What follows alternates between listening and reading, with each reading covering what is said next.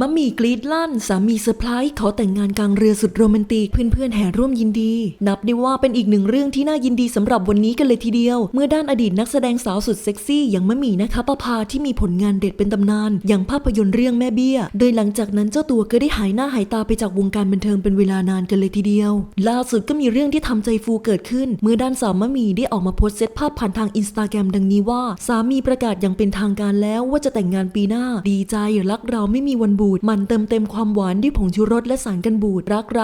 เราไม่บูดรักเธอไม่เคยหมดซึ่งก็ต้องบอกเลยนะคะว่าบรรยากาศบนเรือโดยรอบต่างอบอุ่นและรายล้อมไปด้วยเหล่าพ้องเพื่อนที่ร่วมเป็นสักขีพยานให้กับความรักของทั้งคู่กันอย่างล้นหลามกันเลยล่ะค่ะ